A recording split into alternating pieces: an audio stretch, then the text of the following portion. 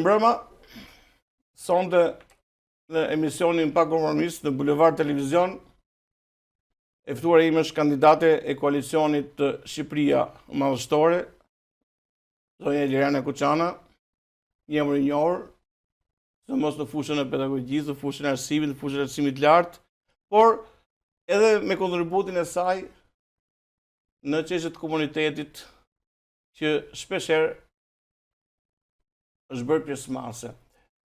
Zonja Liriana, faleminderit që jeni me mua sonte në emisionin Pa Kompromis. Faleminderit që gjetët kohën në një fushat ngërkuar. Është kënaqësi për mua. Dhe duke qenë se jeni kandidate nduars të prezantoni për herë të parë, ndoshta për shikuesin do ishte me shumë interes diçka për formimin tuaj profesional, për përmbajtërinë tuaj, qoftë atë përmbajtëri që i ka shërbyer komunitetit në lëvizjet sociale, por edhe për përmbajtërinë politike që ju keni marrë pjesë. Unë të falenderoj shumë për ftesën, është një kënaqësi e veçantë realisht të jem me ju, të jem përpara qytetarëve dursak, që është një përgjegjësi e madhe dhe unë e kam marrë vërtet si një përgjegjësi. Unë vi nga bota akademike, kam rreth 13 vite pedagoge, nga shoqëria civile, aktiviste shumë kauzave të shoqërisë civile, që nga armët kimike, që nga protesta studentore, që nga lëvizja Mos e braktis Shqipërinë, ku po themi shpopullimi paralajmëror para disa vitesh, për të ardhur sot në një pikë ku duhet të themi që shpopullimi tashmë është kryefjalë kudo në çdo tryezë shqiptarësh, dursakësh dhe në çdo tavolinë po themi shqiptarësh, sepse duhet të themi që sot prindërve ju mungojnë fëmijët. E unë mendoj që pasuria më e madhe që ka një njeri është pikërisht familja, fëmia. Dhe njeriu do të gëzojë jetën me ata njerëz që ka pranë familjes. Sot shumica prej tyre nuk i kanë për shumë arsye, pasi janë detyruar të largohen nga Shqipëria, jo siç thotë Rama, për lëvizje të lirë, duhet ta theksojmë këtë gjë, nuk kemi të bëjmë me lëvizje të lirë, po kemi të bëjmë me vrasje shprese.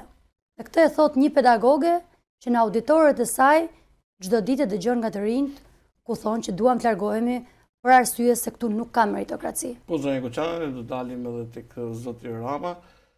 Do kemi një hapësirë goxha minutazh për të qenë bashkë. Pyetja e dytë e ime do ishte përse ju zgjodhët Durrësin pikërisht për të kandiduar, një pyetje që për isë vërtetës ma bën shumë qytetarë, por edhe pjesë të strukturave të Partisë Demokratike, të cilët edhe ju njohin, por ka dhe nga ata që angazhimin e kanë më të pakët ose e kanë thjesht në formalitete që bën partia. Pra përse zgjodhët Durrësin është pyetja ime e dytë. Një pyetje shumë e vënd, por edhe shumë emocionuese për ta sqaruar. Patjetër për shumë njerëz që pyesin mund kisha zgjedhur edhe Tiranën apo jo, për shkak të aktivitetit tim politik, publik, edhe mundësi social. Edhe Tirana për qenë më shumë. Kam zgjedhur Durrësin për një fakt shumë të rëndësishëm. Sepse unë kam familje në Durrës, kam kryer një pjesë të shkollimit në një nga zonat larg Durrësit, po pjesë e Durrësit. Apo do t'i thoni këto detaje. Po patjetër, ja di hallet dhe problemet zonës së Durrësit. Jam mirënjohëse dhe falënderuesi Durrësit që na ka hap derën dhe na ka mirëpritur dhe ne jemi tashmë qytetar dursak, po themi, dhe unë ndjej veten një qytetare dursake. Është kënaqësi të jesh përfaqësuese e dursakëve, është kënaqësi të shërbesh këtij komuniteti, ku duhet të themi që Durrësi është qyteti i kulturës, është qyteti i arsimit, të mendosh që në 1300 ka pas universitet dhe edhe, po themi, janë zhdukur çdo gjurmë me këtij universiteti, janë kthyer, janë betonizuar, se Rama nuk e do arsimin. Po themi, dhe ky është një problem i madh. Ne kuçan dalim Ramën, e keni Ramën. Po. Përse si një bërë më parë pjesë e Partisë Demokratike në Durrës, ju thatë që keni bërë shkollimi, keni familjen, pse u bë tani? Dhe u bë një proces primaresh. Atëherë, unë për ta shpjeguar për opinionin publik, është e 4-ta fushat që jam e deleguar në Durrës. Deleguar? Po. E deleguar në procesin e primarëve e para, besoj. Në procesin e kandidimit e para. Po, primarë, pa i quajmë ne. Kam qenë në Durrës si e deleguar politike, si antare e Këshillit Kombëtar për të shërbyer Partisë Demokratike. Dhe unë mendoj që në politikë fillimisht njeriu duhet të investojë për Partinë Demokratike. Pastaj vjen ai momenti kur shikon edhe vetë që duhet të jesh pjesë për të shërbyer komunitetit, formimit dhe për të marrë një përgjegjësi, se është përgjegjësi. Unë mendoj që politika është mision, është përgjegjësi. Mendova që është momenti që të ngres zërin dhe të jem një zë i fortë, ashtu siç kam qenë një zë i fortë për studentët dhe për të rinj shqiptar, të jem një zë i fortë edhe për Dursakët, edhe për qytetarët të cilët duhet të themi që Durrësi nuk është qyteti siç komentohet i bandave, jo. Është i kulturës, është i traditës, është i qytetarisë. Edhe me zotin Kalaja ka qenë i pranishëm këtu dhe kemi bërë një marrëveshje që jo, nuk është Durrësi qytet bandës. Është qyteti i kulturës, është i arsimit. Është qyteti, unë dua të them që s'do më lënte kur etika dhe formati i emisionit për të Durrësi qytet bandës përkundër. Jo, kurse si nuk mund të jetë. Jo për të përkrahur juve në atë që po thoni, por nuk është Durrësi i tillë. Imazhi përfaqësimit që i kanë dhënë Durrësit, duke zgjedhur përfaqësuesit nëpërmjet bandave kriminale, kjo patjetër që Durrësi nuk meriton këtë përfaqësim. Meriton përfaqësuesit e tyre të cilët dalin nga populli dhe zgjidhen për popullin për të shërbyer popullit. Atëre, por dalë tek ajo që ka qenë, si thua, në momentet e fundit, para se të fillon të fushata, ka qenë edhe pjesa më e diskutueshme. Pjesa më e diskutueshme në fakt para se të vishë një proces zgjedhor. Por gjithsesi duke qenë se ju thatë pak më parë që keni pas një lidhje me Durrësin edhe një lidhje jo pak si thoni ju, jeni bërë proces i primarëve. Procesi i primarëve në Durrës u krye se thuash shumë pak para zgjedhjeve, para fillimit të fushatës. Një proces i cili pati edhe pakënaqësitë, qefmbetjet, siç ndodh gjithmonë. Pyetja ime është shumë konkrete dhe shumë e sinqertë, do doja një përgjigje sinqertë. A ishte momenti për të bërë procesi i primarëve 2 muaj para zgjedhjeve afërsisht?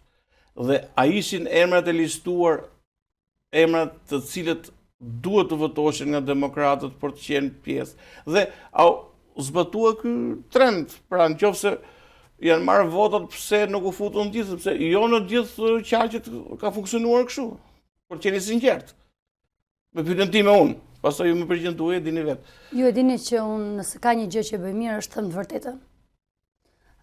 Mendoj që procesi i primarëve është një proces demokratik që i shërben partisë, i shërben shoqërisë. Unë mendoj që demokratët duhet të zgjedhin përfaqësuesit e tyre. Për sa i përket të procesit primarëve, mendoj se ka qenë një proces jashtëzakonshëm, ka zgjuar një energji të jashtëzakonshme në strukturë. Ishte kohë, ishte kohë e dur për ta bërë? Po, mendoj që ishte koha e dur. Ishin emrat e listuar, emrat e dur, duhet përqendrohemi për t'ia përcjellë televizionistët më shumë gjërat. Mendoj se për sa i përket pjesës së emrave, cili do që mendonte që mund të ishte përfaqësues i Dursakëve, futej në garë, merrte votat e demokratëve dhe patjetër që përfaqësonte. Atëherë, përse si një deputet nga Durrësi nuk mori pjesë në primare? Kam parasysh që zoti Xhaferi nuk u fut në primare, zoti Bylykbashi drejton grupin dhe në bazë të statutit nuk e di çfarë është vendosur në kryesi, është drejtuesi i qarkut, drejtuesi politik dhe nuk mori pjesë në primare. E vetmja deputete mund të quhet në qarkun e Durrësit Andja Ulliri që ka marrë pjesë në primare. Pyetja vazhdon të jetë përsëri këtu.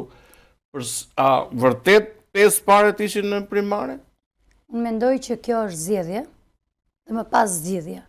Dhe për sa i përket pjesës aktivizimit politik, zotin Xhaferi e ka mik, kështu që më lejohet. Jo, nuk ka, edhe unë e kam mik.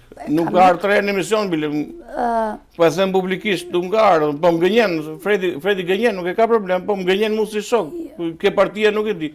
Unë mendoj që cili do që ka qenë kontributor për Partinë Demokratike ndër vite, është një vlerë jashtëzakonshme për Partinë Demokratike.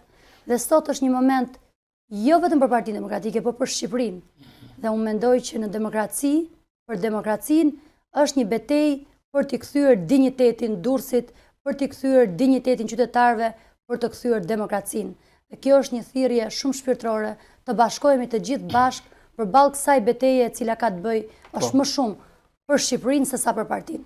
Po, zonjë Goxhan, a di pse ndisem nga kjo gjë, sepse ka një indici në Durrës, ose ndoshta ka dhe një opinion i konstatuar nga unë si gazetar, i cili nuk është fakt, nuk është një opinion i thjeshtë, i konstatuar nga unë, 5 drejtues të degës Partisë Demokratike të Durrësit nuk kishin asnjë në primare dhe bëhet fjalë për një 12 vjeçar në një qeverisje të Ramës që ju e thatë edhe vetë, një qeverisje e cila do të kemi kohë ta diskutojmë më pas qeverisjen e Ramës.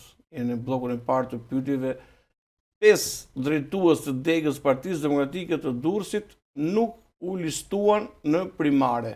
Duke filluar nga zoti Luan Hoti, një emër i njohur, ka drejtuar 2 herë degën e Partisë Demokratike në Durrës, zoti Xhaferi ka drejtuar 2 herë, një herë me vot, një herë pa vot. Osman Stafa, që është emëruar kryetari i degës, sepse Partia Demokratike ka marrë një konfigurim të ri, dega 1, dega 2, është një proces që nuk e di, është zgjedhur nga kryesia e Partisë Demokratike. Pra, them, a është normale që këto njerëz që për 12 vite e kanë marrë Partinë Demokratike përballë një pushteti siç është pushteti i Ramës, të mos jenë të listuar në primare, pra mos kenë drejt qytetarët që t'i votojnë, po ose jo? Unë mendoj që këta emra i bëjnë nder Partisë Demokratike, i bëjnë nder qytetarëve durrësak, dhe besoj se demokratët janë shumë krenarë që i kanë pas drejtues dhe që këta janë përfaqësues të Partisë Demokratike, dhe të siguroj që ata sot janë përballë regjimit, janë duke bërë fushat për Partinë Demokratike në betejë kundër së keqes, dhe ata janë njerëz patjetër me kontribute të jashtëzakonshme, ku cili do durrësak dhe cili do i njeh kontributet e gjithë secilit prej tyre. Dhe unë mendoj që ky është një moment që ne duhet mendojmë mbi interesat tona personale.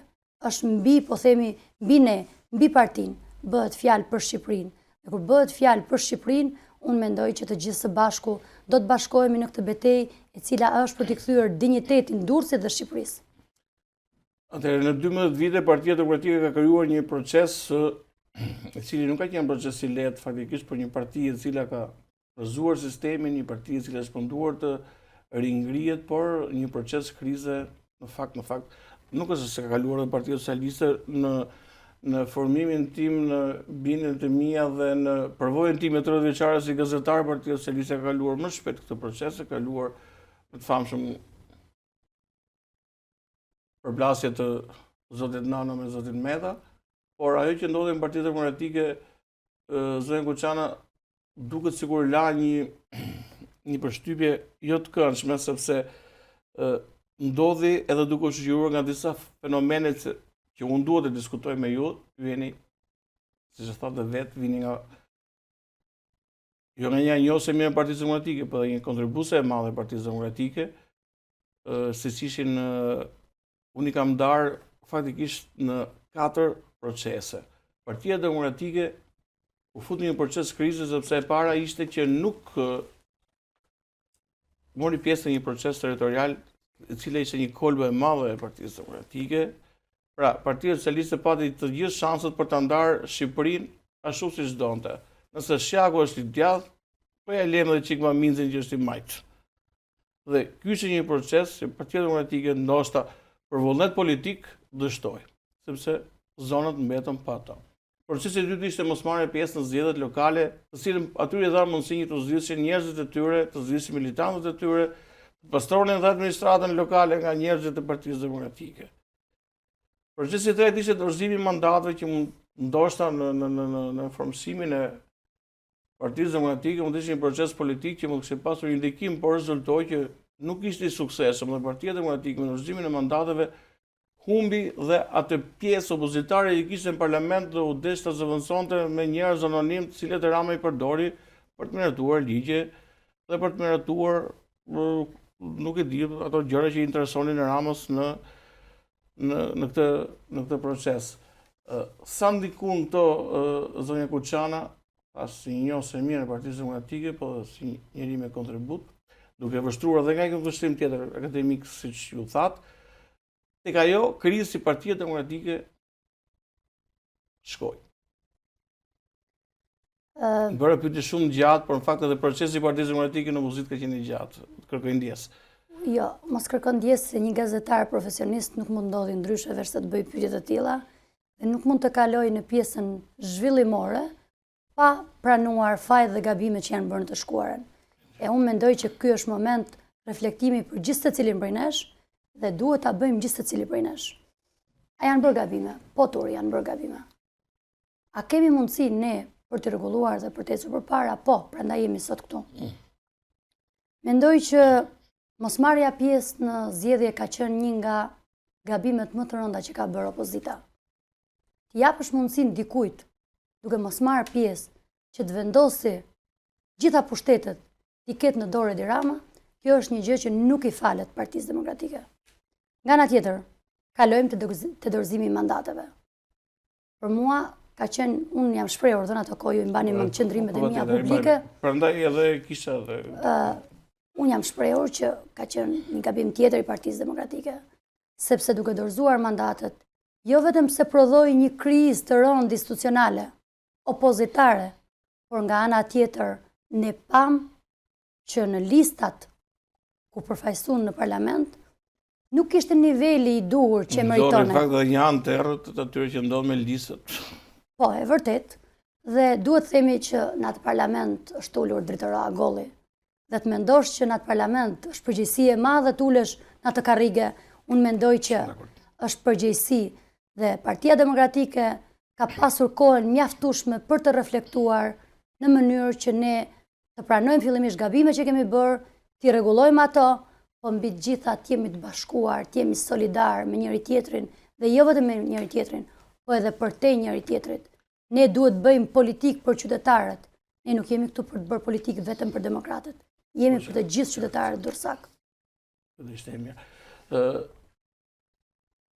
Por po sa që thamë, që ka shkuar në një krizë, tani mendojmë që jeni përballë zgjedhjes, Partia Demokratike është bërë pjesë e një fushate, ndërkohë që unë do kisha pyetje në shumë konkrete, a ka kaluar Partia Demokratike krizën duke pasur parasysh edhe një moment para se të hynim tek fushata ose kemëratimi i kodit zgjedhor, kur Partia Demokratike këmbguli për një qeveri teknike dhe nuk e realizoi dot. Pra, Zëri Koçan, unë ju pyes sinqerisht, sa e dhimbshme është ti ftosh demokratët në dhjetra protesta, njerëz të lodhur 12 vite në opozitë, të sulmuar nga pushteti, unë e them me plot bindje dhe kam me dhjetra fakte. Sa e dhimbshme është kjo, kur nuk e arrin dot një kaos, sepse në fundit, në 12 vite qeverisë të opozitës Partisë Demokratike, qeverisë Partisë Demokratike, është aluduar që ai që ishte kryetar nuk e bëri detyrën siç duhet, edhe gjërat shkuan ashtu siç shkuan në një krizë. U prodhua qeveria teknike, nuk shkoi përsëri aty. Tani jemi ke një kod zgjedhor. A ishte ky kodi më i mirë zgjedhor? Dhe por thënë edhe dy llave nga jo, e ka kaluar Partia Demokratike krizën e frikshme, tasa që ndodhet, a ndihet më bashkuar tani pas tyre gjërave që ju i thatë më mirë sa unë. Gjithë tyre gjërave që ka ndodhur, e ka kaluar Partia Demokratike krizën dhe a ishte ky kod zgjedhor produkti i asaj krize që Partia Demokratike ka kaluar, apo ishin këto mundësi që s'kishte çfarë bënte tjetër? Për të qenë sinqert, nuk kishim çfarë bënim, ky ishte kodi zgjedhor që në vund të volin, sepse ato kanë shumicën. Duke thënë dhe atë që thatë ju, duke fut njerëz anonim, duke bërë njerëz Po, parlament. e vërtet. Atëherë, unë do t'isha për një kod zgjedhor ku të gjithë të ishin në listë të hapur. Kjo do t'ishte gara e vërtet. Por, siç e thatë, ata kanë numrat dhe normalisht vendosim për këtë pjesë, por duhet të themi që kjo betejë nuk duhet që të ndalojë këtu. Partia Demokratike duhet bëj betejë edhe për kodin zgjedhor, të jetë një kod zgjedhor ku të gjithë kandidatët të jenë në listë të hapur dhe të dalin në popull, të miratohen nga qytetarët, të votohen nga qytetarët, të besohen nga qytetarët dhe ai që është më i besuari, më i votuari, të futet në parlament dhe të përfaqësojë qytetarët. Unë mendoj që dikush që merr në politikë nuk mund të ketë frikë votën qytetare. Dikush që merret në politikë duhet të ketë kënaqësi të japi dorën qytetarëve. Duhet ta ketë mision për të dëgjuar qytetarët. Po mbi të gjitha duhet ta ketë përgjegjësi për t'i mbrojtur ata. Dhe të merresh me politikë është mision. Ai që zgjedh për të marrë me politikë nuk është një karrige luksi, është një përgjegjësi e madhe. Dhe unë këtë e them me përgjegjësi shumë të madhe sepse e kam parë në disa fushata, në zonën ku unë kam qenë deleguar për shumë kohësh. Pra, ata qytetarë të cilët të besojnë, të ndjekin, siç thatë ju, në protesta. Dhe unë gjej rastin për demokratët t'i falenderoj pafund për qëndresën dhe për misionin e tyre fisnik që ata kanë bërë për Partinë Demokratike. Partia Demokratike është falë tyre. Ata për mua janë baza dhe forca më e madhe e Partisë Demokratike. Dhe më qana sa frikshme është që me këtë liq, tani ka një opinion të krijuar në Durrës, nuk jam thash personi që vendos të gjëra, unë nuk besoj as sondazheve që publikohen, është në natyrën time të mos i besoj, por me një kod zgjedhor ku 5 deputet, por secilën nga partitë e mëdha, që janë partitë e mëdha, Partisë së Vërtetës, bën 10, ngelin 4 dhe 112 kandidatë kandidojnë për 4 mandate. Tani edhe moralisht që nuk është normale, por po them që sa vlefshme është kjo në një parti ku kryetarët kanë vendosur trendin e tyre, kanë zgjedhur njerëz të tyre 5 me 5, tani çfarë të kapim nga këtej, nga pjesa tjetër, por që i bie dhe partitë e vogla do hyjnë këtu, në një farë mënyrë. A ke vendosur diktatin partitë të mëdha dhe për të eliminuar partitë e vogla, i bie që... Unë mendoj që për sa i përket listës së Durrësit, lista e Durrësit e Partisë Demokratike mendoj që është lista më e mirë ndoshta edhe në Shqipëri, do thoja. Një listë me përfaqësim të gjitha profesioneve. 3 kandidatë të cilët kanë humbur në 2013 në listën tuaj më të mirë që po thoni. Mendoj që të gjitha komuniteteve. Zoti Bylyk Bashi, Strazi Miri dhe Iglit Sara janë kandidatë të 2013 që kanë humbur zgjedhjet. 2 keni shtuar. Keni shtuar Zoe Manjole, për cilën respekt dhe e përshëndes në mënyrë të veçantë, një vlerë e ardhur në Partinë Demokratike, ka qenë edhe më përpara, por nuk është parë me atë sy, dhe keni ndërtuar një koalicion me Agron Dukën që aty ka qenë ka 12 vite. Keni lënë gjë pa i thënë zotit Duka, klani Zemuni, klani Pudiun, desh kandidonte për bashkinë e Durrësit, u sulmu, bë përsëri 2 gjëra, pra 12 vite me prit zotin Duka marrë KPD-ja ka qenë lista. Unë dua të jem shumë e sinqert në atë. Absolutisht, unë po tërgom shumë e sinqert në pyetjet. Për sa i përket zgjedhjeve në 2023-shin, 2022-shin dhe 2021-shin, është faktuar qartë që kanë qenë zgjedhje të cilat po themi vetë funksionar të cilët ishin deleguar për të monitoruar zgjedhjet në Shqipëri kanë dalë dhe kanë bërë deklarata pa përfunduar numërimi. Pra duhet të themi që Partia Demokratike dhe opozita nuk ka qenë në pozita të njëjta si duhet jetë një opozitë e vërtet në çdo vend të botës. Dhe ju e dini mirë. E kemi parë me zë dhe me figurë. Pra kemi parë se si një funksionar i lartë i Shteteve të Bashkuara të Amerikës korruptohet nga Edi Rama. Tani ne duhet i themi këtë fakte për qytetarët që na ndjekin. Edi Rama nuk e pas me Iglin edhe me Për sa i përket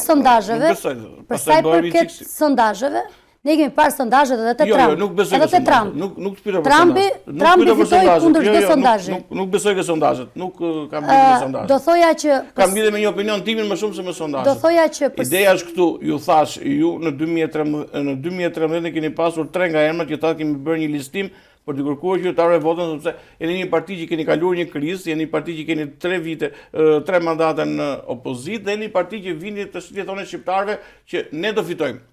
Ne jemi shpresa. Dhe vini me 3 emra që në 2013 keni humbur. Dhe ajo që du të them tjetër, në listën e hapur nuk keni të përfshirë disa emra cilën kanë kontributin e Partisë Demokratike në mbjetesën e 12 viteve. Kjo është ajo që mu më shqetëson demokratët. Pra, çfarë po i thoni atyre? Ne po vime ca emra që i keni marrë dhe po rikthehen drejtorët e 2013-s fushatën e Partisë Demokratike. Ka qenë një fushatë e trushme në 2013 e Partisë Demokratike në Durrës. Ju nuk e mbani mend. Drejtorët akuzuar për korrupsion, po rikthehen përsëri zyrët e PD-s të marrin pushtetin. Kjo nuk është normale. A ka një kosto kjo? Më lejoni i nderuar, ju them se Durrësi ka patjetër një drejtues politik i cili është djalë qytetar, politikan i mirë, i pa korruptuar, i pa përfolur, ndryshe nga pjesa tjetër. Dhe për mua, unë mendoj që në politikë është shumë e rëndësishme. Nga ana tjetër, Iglit Sara, unë mendoj që nëse kodi do t'ishte ky që është sot Iglicara do ishte në parlament me vota që ka marrë në 2021. Po kjo nuk ka ndodhur vetëm Iglicara. Ashtu si Manjola Luku. Po unë këtë po pra, ju them. Dy figura të cilat do ishte edhe zoti Duka, unë këtë po ju them. Dy figura që janë shumë të rëndësishme e nderuar. Mos i merrni personale. Iglicara është një miq të mi do jetë ditën e premte në emision sepse ka konfirmuar. Zoti Byrik Bashi do jetë ditën e mërkurë në emision, të cilën unë e bëj publike edhe për teleshikuesit. Unë nuk kam gjë personale, ajo që unë po them është këto emra që në 2013 ishin 70% e listës së mbyllur. Përsëri janë këtu sot. Çfarë ka ndryshuar? Ka ndryshuar politika amerikane, ka ndryshuar Partia Demokratike, ka ndryshuar këndvështrimi, qytetarët janë bërë ndryshe. Unë këtë po kërkoj. Kuptova. Atëherë, nëse kodi do ishte ndryshe, në 2021-shin bashkë me partitë, me aleatët, ne do të ishim pushtet. Por ju e dini që për shkak të kodit ne nuk erdhëm pushtet, apo jo? Por ne me vota duhet ishim pushtet. Jo, është e keqja shkon çik më larg ke 2008, shkon çik më larg e keqja. Tani, i çik më vonë përsëri të dy të mëdhtë. Për sa i përket kësaj pjese, unë mendoj që qytetarëve dursak sot Partia Demokratike ju ka vënë në dispozicion një ekip ku mund të zgjedhin mes shumë emrave të cilët duhet të themi se secili prej tyre është i nderuar në fushën e tij. Po jo, Zanguça, nuk po them këtë. Unë jam shumë dakord. Dhe mendoj që ky do të jetë ekipi. Unë kam një personale me të dy ekipet edhe nuk do kishte preferencë personale për mua. Po është diferencimi i madh mes dy ekipeve. Unë do thoja, ideja është është ekip i prodhuar nga primare dhe nga njerëz me vlera. Përfaqësimin e emrave, nuk po thoja tani a janë më të mirë ato të se nuk e bëj unë dot të zgjidhje. Mendoj që do ta bëjnë qytetarët dursak. Po patjetër. Dhe mendoj që qytetarët dursak. Pyetja ime ishte që a është Durrësi profesor me emrat që janë ke listët e hapura? Kjo ishte pyetja ime. Mendoj që Durrësi është i përfaqësuar edhe në listat e mbyllura, edhe në listat e hapura. Mendoj që Durrësi është një qytet inteligjent, i cili ju e dini mirë që hesht dhe ditën e votimit e jep verdiktin. Pra ne s'besoj ke sondazhe në Durrës, nuk e lexon votën. Mendoj që Durrësi ka treguar 8-0, mbase ky është momenti që durrsakët 8-0 ka qenë një ligj tjetër, s'ka qenë ligji juaj. Po mendoj që është momenti që durrsakët prap do tregojnë me verdiktin e tyre, me votën e tyre, që ka ardhur momenti që të përfaqësohen dhe të drejtohen nga njerëz të cilat do të jenë të lidhur drejt për drejt me qytetarët dhe me interesat e qytetarëve. Të bësh politikë publike do të thotë bësh politikë publike për qytetarët. Të shkosh dhe të marrësh votat, kërkosh vota në radhë parë, duhet të kesh integritet personal. Apo kërkon edhe pak moral, po them. Duhet të kesh integritet personal. Po pra, këtu kishe ke morali dhe integriteti, kur ke hum dy zgjedhje, s'ke pse shko kërko votë më aty. Kur them integritet personal të jesh i pakorruptuar, të mos jesh pjesë e bandave, të jesh pjesë e interesit qytetar. Të kesh formim, të kesh profesion, të kesh shkëlqyer në profesionin tënd dhe të kesh çfarë jep në shoqëri. Pra kur unë flas për integritetin personal, për sa i përket pjesës së çfarë ka ndodhur në të shkuar në Partinë Demokratike, unë mendoj se tashmë po thuhet me zë dhe me figurë nga të gjitha agjencitë e botës. Mendoj që ka kaluar. Jo, mendoj që unë nuk jam nga ato politikanët të cilat them ka kaluar. Unë mendoj që duhet mendoj që qytetarët nuk harrojnë asgjë. Unë mendoj që duhet analizuar dhe ka pasur kohë për një reflektim të thellë dhe është momenti që pas këtij reflektimi të thellë ne të jemi shumë më herë me përgjegjësi përpara qytetarëve edhe për ndonjë gabim që është bërë. Po patjetër duhet kërkojmë ndjes edhe për gabimet që nuk i kam bërë unë. Ato që mund të ketë bërë Partia Demokratike. Për gabime të leadershipit, jo gabime. Duhet kërkojmë ndjes për çdo gabim që ka ndodhur në të shkuarën. Dhe të ecim përpara. Të mendosh që kemi një program jashtëzakonshëm. Si është ofruar kurrë qytetarëve një program i tillë, mendoj që duhet flasim të programit. Do të ndërpres pak minuta për një hapësirë publicitare për të rikthyer përsëri në bllokun e dytë të pyetjeve.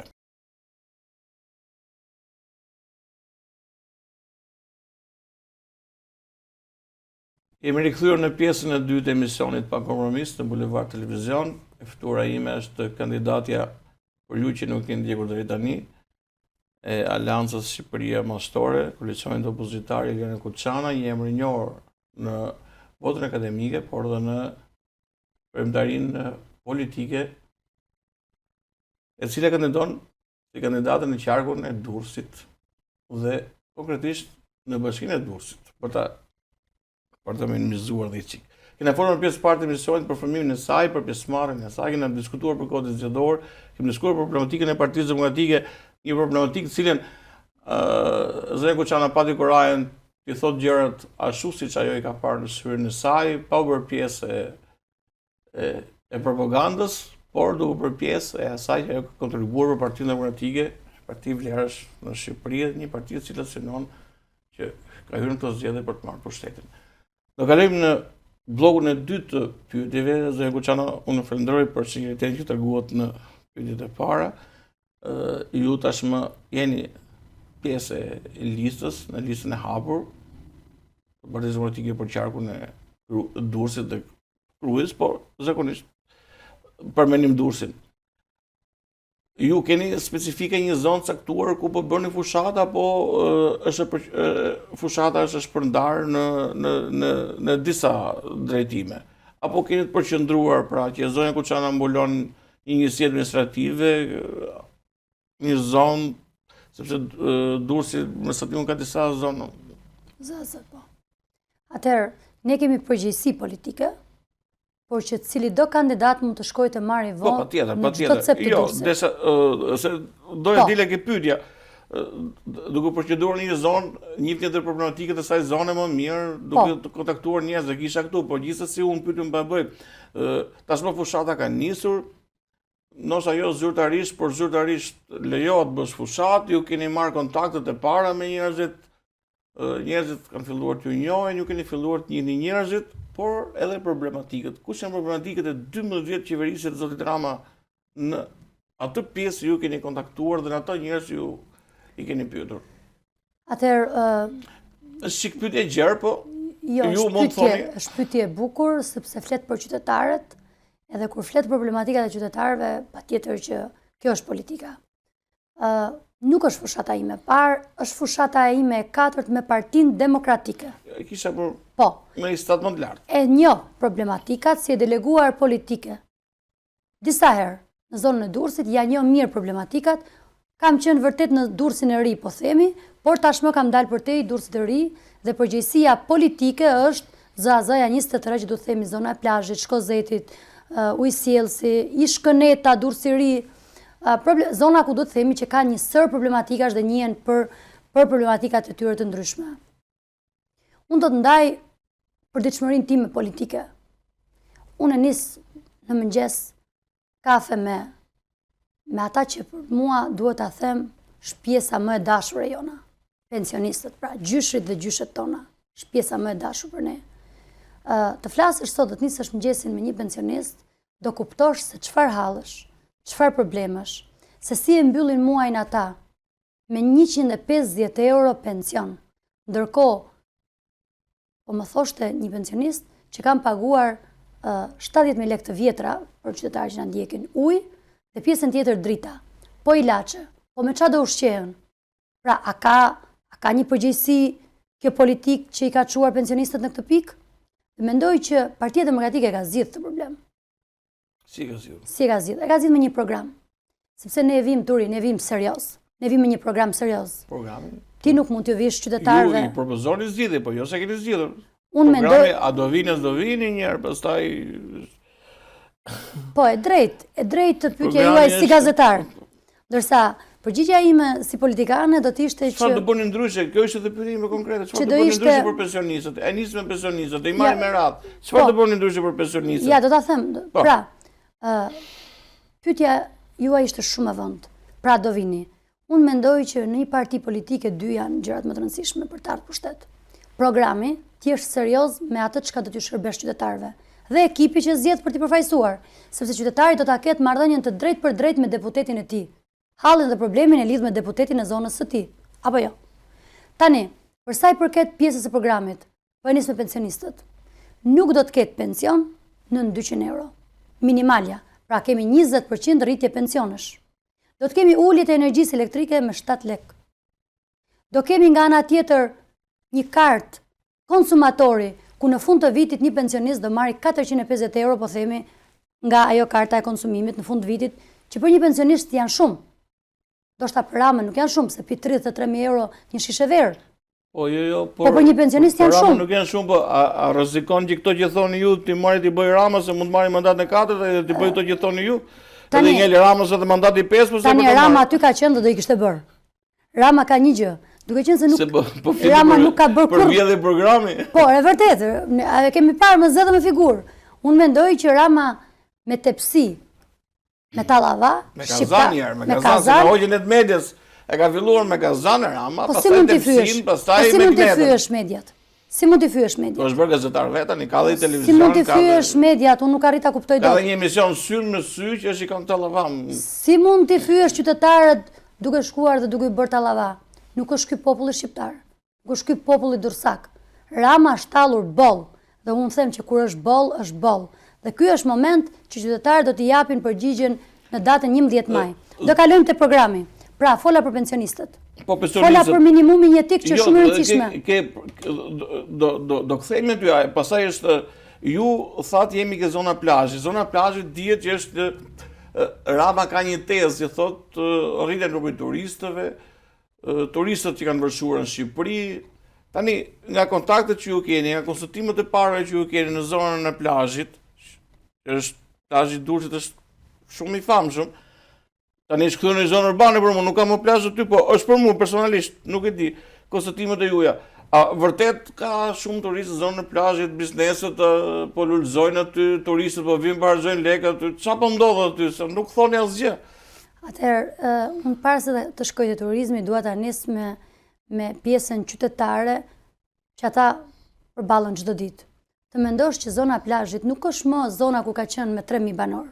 Ka shkuar mbi 40.000 banorë, me 40.000 banorë. Dhe të mendosh që nuk ka një gjimnaz.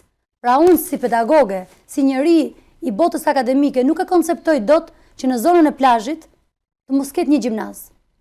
Kalojmë pastaj te pjesa e... Po s'ka gjëra shëndetësore, më duket, po nuk e di verës hapën e 3-4. Tani, dua dal te qendra shëndetësore, pra. Problematika që këto janë problematika të përditshme të qytetarëve. Ka vetëm një qendër shëndetësore për 44.000 banorë. Është normale që për një injeksion, është normale që ata të shkojnë nga cepi në cep për të bërë një injeksion. Kjo s'është normale. Jam shumë dakord edhe do bëj kompromis me ju.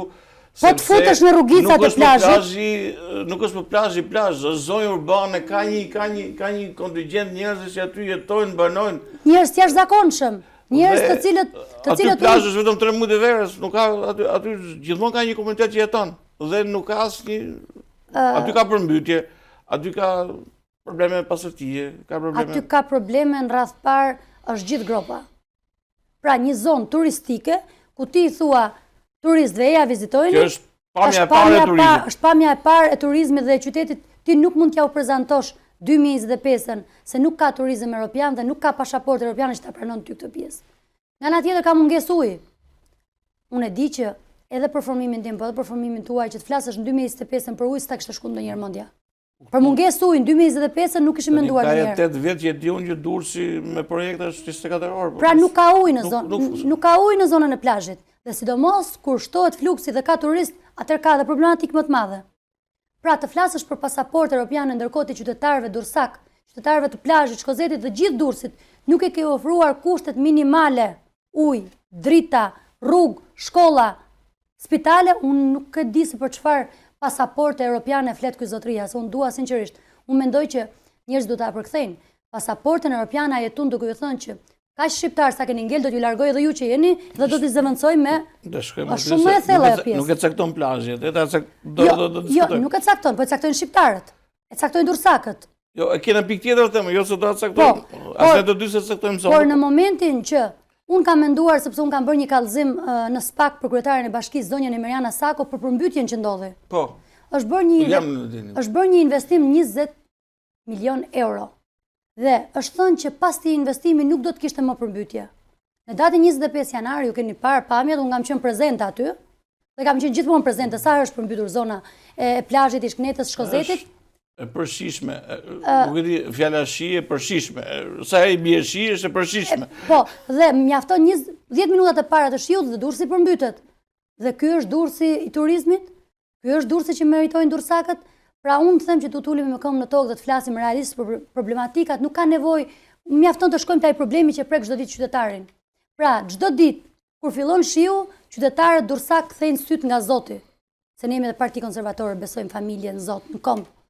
Dhe kthejnë dhe thonë, pra për mbytjet vazhdueshme, ç'është kjo mungesë përgjegjësie? Po të shkosh në zonën e Isknetës, është një dramë. Po të shikosh kanalet. Nga i ka lidhur ideja, zoti Rama, për bufin e Knetës, nga problematikët që keni para, po ka në gjë tjetër që nuk shkon aty. Unë do dua që ta lidh me zonën të cilën normalisht e kam përfaqësuar politikisht. Shumë. Unë mendoj që ai ka një kompleks inferioriteti dhe si individ. Dhe duke qenë se s'ka fituar kurrë në zonën e Isknetës, ndoshta kjo Kneta edhe ka përzënë një dyert në takime në zonën e Isknetës, ndoshta kjo gjë ju e dini që Rama është natyrë që shumë i kompleksuar dhe shumë inferior si natyrë. Dhe për këtë arsye ai e shpalos në mënyrat e tyre. Por ka dhe një problem, ai s'di të bëjë dhe metafora. Dhe unë e kam thënë para në opinion në emisionin kur i thash që metafora bufi do ta kuptoj që është simbol i mençurisë, i maturisë, dhe duhet të ketë kujdes datën 11, sepse ata që rrin urt dhe që punojnë me qytetarët, Rama do ta marrë përgjigjen në datën 11. Zë Kuçana, unë nuk jam në njohës i mirë i këtyre gjërave, por unë kam përshtypje se në perceptimin tim, Rama bufin e ka tjetër kundë, sepse bufi del zakonisht të etët premten dargët dhe çtunën, dhe se ç'bën sa lëvizje në përknetë dhe ju merr votat. Unë duket se e ka këtu. E kuptoj unë çfarë do të thuash. Këtë lëvizje është përpjekur t'i bëj shumë herë. Unë mendoj që ne do t'jemi shumë vigjilent dhe për të gjithë ata që tentojnë të bëjnë këtë lëvizjet natën të premten, të shtunën dhe të dielën, më besoni që do t'jenë pjesë e denoncimeve të vazhdueshme. Unë vi sot prap nga disa denoncime të cilat i kam bërë në zonën e Shkozetit, në Shtullës, zonën e Knetës, pra kemi bërë denoncime të ndryshme të cilat... Pra ju po ndiqni situatën dhe po merrni denoncimet. Asfalti, të po i pra çojmë ju mendoni se ka filluar procesi manipulimit për datën 11 maj? Ka filluar dhe unë kam thënë me zë dhe me figurë. Pra asfalti elektoral ka filluar, ndërkohë që thot qartazi, kodi zgjedhor dhe pjesa e KQZ-s thonë qartazi nuk mundet që të bëhen punime, asfaltime, punime në shërbim publik 4 muaj para zgjedhjeve. Pra dhe duhet të themi, është e njëjta firmë që po i bën të gjitha këto rrugë. Kur u kujtuan për këtë rrugë, dhe po të shikosh, është skandaloze. Ju ftoj të vini, do t'i shikoni rrugët pa kanalizime, thjesht një fasad, një shtrim, një shtres asfalt, thjesht për t'i mashtruar qytetarët Durrësak. Po qytetarët Durrësak janë inteligjent, nuk mashtrohen nga fasada. Ata do presin datën 11 maj, t'i japin goditjet dhe t'na japin shansin ne që të bëjmë rrugë me standarde, që të bëjmë Durrës me standard, që t'i kthejmë vërtet dinjitetin qytetarëve. Pse e them këtë? E them sepse mjafton të dalësh në terren dhe të kuptosh problematikat e këtyre zonave, e këtyre qytetarëve. Unë nuk e di se ku jeton përfaqësuesit e Partisë Socialiste të Durrës, por jam e bindur, sot takova një nga drejtorët e Partisë Socialiste, ndërkohë që isha në terren, dhe i bëra një pyetje dhe më ngriti duart lart. I thash, më fal, çfarë do bëjë nëse fëmia jo do të jetonte në këtë zonë dhe me këtë erë që kanë kanalet dhe me këtë plera që ju shikoni këtu, çfarë? Ngriti duart lart. Pra, ku përfaqësuesit, drejtuesit ngrenë duart lart, atëherë qytetarët t'ju japin dorën ti përcjellën dhe t'ju japin mundësi dikujt tjetër që t'i përfaqësojë, që përgjigjet qytetarëve. Ju kuptova shumë mirë. Tani në këtë shqetësimi që ju po ngrini me drejtë, keni faktet e juaj sepse jeni për ditë në terren, por ajo që më mbledh si pyetje është sa e rrezikueshme është kjo fushat në Durrës kur drejtuese politike është kryetaria e bashkisë dhe pse në Durrës gjithmonë funksionon e njëjta skemë. Pra ishte drejtues politik i fushatave Vanjush Dako, ikën Vanjush Dako dhe vjen drejtuese fushatës zonja Sako, se ka që probleme edhe ke mënyrën se si ja thonë këto patrazionistët. Tani ideja është këtu. Zonja Sako nuk dallohet për në inteligjencë madhe politike dhe për në shërbim madh që ka bërë Partia Socialiste, po sa do ju pengoj juve në të fushat që po bëni? Mendoj që Partinë Demokratike nuk do mund ta pengoj as zonja Sako, as zoti Rama dhe as kush. Sepse qytetarët, ne kemi një kontratë me qytetarët. Ne nuk kemi punë fare çfarë bëjnë ata. Ne do marrim fakte, do t'i çojmë në SPAK. Ne do të marrim fakte dhe do ketë përfaqësues politik, ashtu si zoti Blykbashi edhe përfaqësues të tjerë politik, të cilët her pas here do të raportojnë aty ku duhet të raportojnë, që ju e dini shumë mirë. Pra për emra problematik, për fenomene të ndryshme, ne do të jemi krah për krah me qytetarët, ne nuk do t'i lëmë vetë qytetarët. Pra nuk do ketë mundësi, do ketë zero shans që të guxoj dikush, të shkoj të presionoj, t'i shantazhoj, apo t'i mashtroj qytetarët dursak. Unë mendoj që ne jemi aty dhe jemi të vendosur për t'i quar për çdo drejtor, çdo përfaqësues Partisë Socialiste përpara SPAK-ut. Ata do të përgjigjen aty ku duhet dhe ku e meritojnë.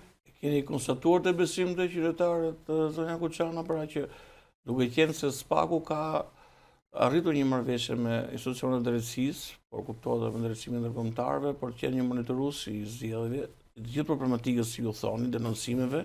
Pra, a keni arritur ta konstatoni tek qytetarët të cilët nuk i trembën më një shantazhi, një kompromisi, po qoftë edhe një ofertë që mund të bëhet siç ka ndodhur?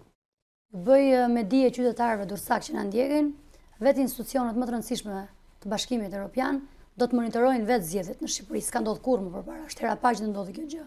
Pra, duke qenë se është ulur besueshmëria tek institucionet të cilat kanë qenë në qarkullim zgjedhjet më parashme, vetë institucionet më të rëndësishme do të vinë dhe do të monitorojnë zgjedhjet në Shqipëri. Dhe ju them, cili do që guxon, në ato mënyra që ata dinë vetë, do të jemi aty, do të ndjekim këmba këmbës për t'i denoncuar dhe për të paraqitur me fakte dhe me prova në institucionet të ndryshme, qoftë të drejtësisë, qoftë në institucione europiane që monitorojnë zgjedhjet. Atëherë ju si koalicion, sepse keni shfaqur qëndrime të dy anshme lidhur me SPAK-un, i cili në fakt ka krijuar një atmosferë tjetër të qytetarët, por ju keni pasur rezervat e juaja dhe është normale për një parti politike madhe siç jeni ju, që të keni edhe rezervat, po të keni edhe pritshmëritë. Besoni që SPAK-u do jetë garant me këndvështrimin tuaj tani si Parti Demokratike, pra ju koalicione, tani sepse është çik më i madh se Partia Demokratike koalicioni. Pra ju keni denoncuar herë pas here SPAK-un si lojë e zotit Rama.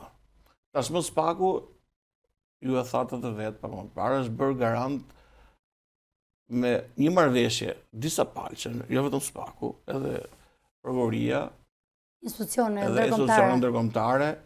Pra, a besoni që SPAK-u do jetë garant i vërtetë i këtyre zgjedhjeve? Pra, nëse ju do të arrini të merrni denoncimin nga qytetarët, të verifikoni, të çoni fakte, do veproj SPAK-u për këto gjëra?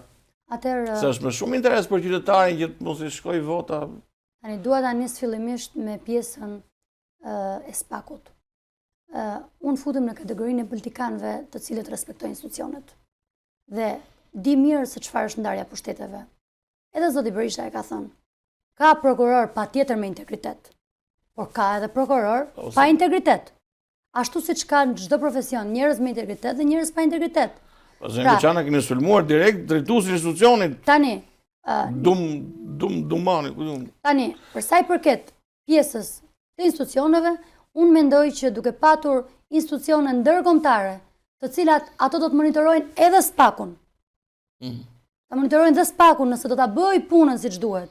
BKH-n, ku ne si kandidat për deputet, si përfaqësues politik, do të çojmë raportime për çdo problematikë të ndryshme që do të hasim në zonën tonë, atëherë mbesoni që edhe institucionet, edhe individët do të jenë të detyruar të veprojnë. Unë mendoj se tashmë ka ardhur momenti ku organizatat të ndryshme ndërkombëtare e kanë shprehur me zë dhe me figurë që lideri i opozitës është arrestuar pa prova dhe pa fakte. Dhe e lidha pak më përpara dhe me zotin dhe me zotin Trump. Pra është shumë rëndësishme dhe të mendosh që ne drejtues fushate kemi po të njëjtin drejtues fushate i cili ka çuar Donald Trump drejt fitores. Edhe amerikanët kanë probleme me Trumpin vetë, por nuk është se Trumpi është perënia, apo Trumpi tani është Trumpi, edhe ka është një lider që ka treguar që unë di të bëj kështu, po vi prapë në pushtet. Mendoj që Donald Trump është një lider i botës i cili ka treguar që pavarësisht se çfarë është përpjekur drejtësia sorosiane. Kam një problemon me datën 12 maj, se nëse nuk fitoni tani ky Trumpi ka bërë mirë apo keq, sepse nuk po shoh këtë drejtuesit e fushatës suaj të vinë në Shqipëri. Atëherë, çka ka ndodhur? Ta shprehim këtu? Po këtu, po patjetër. Atëherë drejtuesi ka gjë më të bukur në një televizion lokal. Drejtuesi fushatës për të gjithë ata që na ndjekin, do të jetë prezent në Tiranë, do të jetë në fushat dhe do të jetë aty ku siç çoi Trumpin drejt fitores, do të ndihmoj Partinë Demokratike ta çoj, kam thënë gjithmonë, drejt fitores, po jo Partinë Demokratike për të marrë pushtet, po Partinë Demokratike për të bërë shtet. Për të bërë shtet. Unë do të kërkoja një gjë, do ta kërkoja kështu sinqerisht si miq të vjetër që jemi. A do të vinë mazgjime të majt për të ma konfirmuar këtë, nëse Partia Demokratike nuk fiton? Atëherë, unë jam nga ato... Apo do thoni nuk njohim zgjedhjet? Atëherë, unë jam nga ato e cila do të vi edhe pas 11 majit, dhe do të vi sa herë të më ftosh. Për këtë çështje. Dhe do t'i përgjigjem çdo lloj pyetje që ju do më bëni mua, sepse unë jam e hapur për ju dhe për qytetarët për çdo pyetje. Njeriu kur zgjedh të merret me politik, duhet të jetë patjetër. Politika është politikë dhe nuk ka kur. Pa filtra. Tani edhe gjë të fundit, ka një deklaratë zotit, më fali. Jo, doja të thoja që për sa i përket pjesës fushatës, unë mendoj që Partia Demokratike, përveç se ka programin më të mirë, ka ekipin më të mirë, por tashmë ajo udhëhiqet, drejtuesin e fushatës, ka njeriu i cili ka udhëhequr fushatën e Donald Trump, dhe qytetarët që na ndjekin e kuptojnë që kjo është një garanci jo për fitoren, sepse fitoren do na japi qytetarët demokratët, po është një garanci e madhe që Shtetet e Bashkuara të Amerikës do votojnë dursakët, jo zëdhënësi. Shumë e vërtet. Jam shumë dakord që nuk do vi as Donald Trump, as drejtuesi i fushatës Donald Trump për të shkuar te qytetarët. Te qytetarët do shkojmë ne. Por ne sot më kemi një garanci ndërkombëtare, e cila nuk do të ndodhi ajo që ka ndodhur më përpara. Vjedhje, manipulim, shprehje të agjenzive të huaja ndërkombëtare të cilat ishin për monitorimin e zgjedhjeve pa mbaruar numrimin, kanë shpallur fitoren e Edi Ramës. Zërin Kuçana, ju jeni politikë dhe normalisht unë kam një pyetje, mund si përgjigj një pyetje time. Pyetja ime është publike. Zoti Vangjush Dago është në arrest shtëpie. Unë kam informacionin që zoti Dago dele bën fushat. Ju keni një informacion të tillë dhe do denonsoni nëse merrni vesh? Atëherë, ju siguroj që informacione... A keni djeni që del në fushat? Atër, kam informacione që zoti Dako... Po pëse se denonsoni? Zoti Dako ka qenë në një nga lokalet. Por, sa po ne të kemi një provë dhe një fakt, unë po ju them që do të dalë të denonsoj dhe do të aqoj në SPAK. Provat janë në kamërët e sigurisë aty, sepse është edhe i lokal që... Besoj, unë mendoj që çdo informacion... Do kaloj ke një pyetje e fundit, fakt, unë po i përmbledh çik si të dyja, po... Por do t'i thoja Vangjush Dakos, dhe të gjitha tyre... Vangjush ç'a dush, mos... Do t'i thoja Vangjush Dakos... Jo, me Vangjush, unë e kam mbyll numrin, ti thuaj ç'a dush. Do t'i thoja Vangjush Dakos që të shikoj hallin që i ka rënë, dhe... Halli ka Vangjush? Të shikoj hallin që i ka rënë... Se unë bedoniera të shoh të lëviz, u di ç'a halli ka rënë Vangjush. Unë mendoj që Vangjushi mund të kthehet prapë aty ku ishte, prandaj në qoftë se është marrë shtëpie, të respektoj vendimin e gjykatës dhe drejtësisë, sepse mund të kthehet së shpejti prapë aty ku ishte. Po thu se pyetja ime e fundit. Mbrëm ka pasi deklaratë të zotit Belind Kolliçi, i cili ishte kthyer nga një takim në Shtetet e Bashkuara të Amerikës, dhe unë sinqerisht e kam pyetjen duke qenë se ju jeni njëri me shumë informacion në Partinë Demokratike, e kam pyetjen e sinqert, pa dashur të bëj kështu diversione politike. Zoti Kolliçi ka deklaruar që Berishës tashmë i është hequr non grata. Nuk më intereson, i është hequr se është hequr non grata Berishës. Por një deklaratë të tillë në një fushatë elektorale, unë do doja dija një opinion tuaj. I është hequr Berishës non grata. Berisha ka një agjendë të shkojë në Strasburg, është e konfirmuar me agjenda, do ketë disa takime. Por jo që është hequr non grata, mund të më thush diçka për këtë, edhe ndoshta edhe për takimet e Berishës në Strasburg. Atëherë, Berisha do të jetë në takime jo vetëm në Strasburg, por do të jetë në takime nga më të ndryshmet ndërkombëtare, atje ku nuk e mendojnë dot Partia Socialiste dhe Edi Rama. Non grata e Berishës ka rënë ditën kur Donald Trump dhe përfaqësues të administratës Trump kanë folur pikërisht për Edi Ramën, për George Soros, për të gjithë masakrën që është bërë kundër opozitës. Të tentosh të zhdukesh opozitën, unë mendoj që nuk ka krim më të madh. Dhe tentativa për të bërë zhdukjen e opozitës, unë mendoj që do të marrë përgjigje në datën 11 maj dhe zoti Berisha do të jetë në takime, ka qenë takime, do të jetë në takime të tjera shumë të rëndësishme dhe ju siguroj që ka qenë dhe do të jetë gjithmonë aleati më i mirë Shtetet e Bashkuara të Amerikës.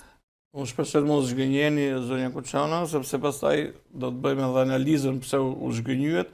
Pyetja ime e fundit është, duke qenë se ju jeni në botën akademike, tani kalojmë çka aty ku ta ngrejmë çka aty, mos alem aty politika vetëm, ose politika nuk është pjesë e shoqërisë tonë, por është pjesa që paragjykohet gjithmonë. Gjuha e fushatës. Pra, ka nisur një fushat, ne e prekam disi, por gjuha e fushatës nuk është ajo që po përballen programe, nuk është ajo që po përballen alternativa. Pra, bufi, ku diun 77 313 dhe është krijuar një opinion tani që paktën me kontakte mia gjithmonë, duke u tërhequr nga sondazhet dhe vlerësimet nuk jam unë personi. Unë thjesht përcjell një opinion këtu për teleshikuesit, por edhe për të marrë një mendim nga ju. Ka një opinion që Rama ja dha vulën Berishës dhe po jep klikimet Bashës. Por duke u ndalur edhe ke një gjykim tjetër, por të jenë mbrëmja dy pyetjeve për ta përfunduar këtu, sepse edhe minutazhi. Përse dy partitë e mëdha, edhe Partia Socialiste, pra edhe zoti Rama, edhe zoti Berisha, sulmojnë partitë e vogla ashpërsisht. Ashpërsisht e them pa asnjë lloj tolerimi. Ti marrim të dy me radhë. Po, atë për sa i përket vulës, unë mendoj që demokratët, Partia Demokratike nuk e pret as vulën, as simbolin, as selin, as programin, as fitoren nga Edi Rama. Ne jemi parti që është ngrit nga rinia për luftën për demokraci, për të drejtën, për të vërtetën. Ne s'mund të pranojmë të bëhemi pjesë e këtij bataku që do Rama të fusi njerëzit. Neve jo, nuk mund të lejohet. Për sa i përket Partisë Demokratike, Partia Demokratike është aty ku i takon, është në logon, është në selim, ka kryetarin e saj, ka programin e saj dhe ka ekipin e saj tashmë, është e vendosur për të shërbyer qytetarëve. Dhe jo për të rënë pjesë e metaforave, për të rënë pjesë e lojrave mediatike që do të krijojë Edi Rama. Edi Rama është drejt fundit, një njeri kur është i mbytur përpiqet të marrë këdo pas vetës, i them Edi Ramës që nuk shpëton dot, çështja me Gonigal i ka hap siklet madh, ai e di që do të përgjigjet për çështjen me Gonigal, dhe së shpejti do të na presin të tjera, po ja them nga kjo studio, do kemi tjera zhvillime, do kemi tjera lajme të cilat do t'rregojnë qartë se kjo qeveri, përveç se ka prodhuar një ekip, ka një shtab elektoral në zonën ku unë kam përgjegjësi politike, e ka të burgu i Durrësit, ka një shtab, pra, ka edini ministra, deputet, dhe pritet të bashkohen edhe një pjesë tjetër, ka deputet, ish ministra që janë zhdukur, zëvendëskryeministra në drejtim pa ditur. Po me çfarë karte morali del dhe ju thotë ky qytetarëve, Durrësak, m'jepni pushtetin. Po ky është problemi pra. E para, ne nuk mund të bijem, në qoftë se Partia Demokratike do të bie në lojrat e tij, atëherë ne nuk e bëjmë këtë gjë. Ne merremi programin, ne merremi me qytetarët, ne merremi me problematikat e qytetarëve dhe merremi me zgjidhjen e problematikave. Pra ne nuk duam të bëjmë një politikë sa ata kanë bërë keq. Patjetër ne do bëjmë dije çfarë kanë bërë. Përse Berisha dhe Rama partitë e vogla i kanë sulme? Përse i bashkon kjo gjë bashk? Keni frikën partitë e vogla sinqerisht? Për zotin Rama unë nuk mund të flas. Unë mund të flas për kryetarin. Jo, unë po flas për të jetin pozicion që kanë, nuk flas as për njerëz sportiv, unë po pyes juve. Unë mund të flas për zotin Berisha. Zoti Berisha ka artikuluar për Paterica, Lapaj, ku diun. Mendoj që zoti Berisha është nga ata burra shteti i cili nuk i trembet. Si është tremb partive të mëdha, jo partive të vogla. Dhe për sa i përket kësaj pjese, unë mendoj që edhe partitë e vogla, të cilët një pjesë të tyre i kam edhe miq, i kam pas edhe bashkëpunëtar në kauza të ndryshme, do duhet që të bëhen bashk rreth një betejë të madhe e cila bëhet për Shqipërinë dhe jo për Partinë Demokratike. Ne ku çan si do bënin bashkë me ju ato ju jeni ndarë 4 copash vetë. Si do bëj Lapaj bashkë me ju? Ju keni ndarë 3 parti publike. Kjo është një ftesë publike, zoti Lapaj. Dhe për çdo parti të vogël. Qorri, Shehaj, Alibej, Basha. Mendoj që të gjithë ata, të cilët janë kundër Edi Ramës, duhet të bashkohen në koalicionin e madh. U bashkoni Berisha ka deklaruar që nuk di që ka parti Alibeju, dini që ka parti Alibeju. Berisha ju ka bërë thirrje të gjithëve të bashkohen rreth koalicionit të madh. Dhe kjo është betejë për Shqipërinë, jo për Partinë Demokratike. Po tjetër, por... Dhe unë mendoj që misioni që secilit prej nesh duhet jetë që ne ta shpëtojmë Shqipërinë. Patjetër, po nëse do ketë një mandat 4 të Ramës të rrezikon dhe opozita të jetë opozitë. Miku im, po ju them diçka. Nëse nuk e kuptojnë në kohën e duhur, do ta kuptojnë që ne jemi për ta shpëtuar Shqipërinë, se nuk pranon dikush Edi Ramën për mandat të 4, nuk ka shqiptar sot që e pranon. Nuk ka familje që i ka përzën fëmijët. Ja ka përzën fëmijët dhe natën dhe errën natën pa fëmijët e tyre. To janë moralizma, Pa mbyllur muajin. Nuk ka shqiptar sot që i beson Edi Ramës. Ideja është këtu, për të mundur Rama që gjithë duan ta mundin Ramën, nuk bashkohen dot me mundin Ramën, tani ky është problemi. Për të mundur Ramën ne i kemi armët të cilat janë programi dhe ekipi. Këto janë armët tona që do ta mundin Edi Ramën. Pra kemi një program përfaqësues për qytetarët dhe kemi një ekip i cili do t'i shërbejë qytetarëve. Zoja Buçana, ishte shumë kënaqësi që unë kisha sot në emisionin pa kompromis në Bulevard Televizion. Dhe ne nuk bëjmë kompromis. Diskutuam, absolutisht. Me të keqen asnjëherë. Nuk ka përndodhur ndonjëherë. Ne nuk do bëjmë kur kompromis me të keqen. Absolutisht nuk ka përndodhur ndonjëherë në këtë format emisioni. Unë ju falenderoj shumë që gjetët kohën për të qenë sonte me mua dhe për ndar shumë nga shqetësimet që kanë qytetarët, por njëkohësisht edhe shumë nga ato këndvështrime që keni ju për të ofruar besimin qytetarëve. Duke qenë se fushata do jetë e gjatë, do jenë edhe 30 ditë në dispozicion, unë shpresoj që të kem në një emision tjetër për diskutuar më pas për gjëra tjera ndryshe nga ato që diskutuam sot pra për të parë se si po funksionon fushata, se çfarë po ndodh me atë që qytetarët kanë vendosur të bëjnë me 11 maj. Shumë faleminderit që ishte me mua. Dhe pas 11 majit për fitoren. Pastaj kemi vënë mbas. Faleminderit shumë.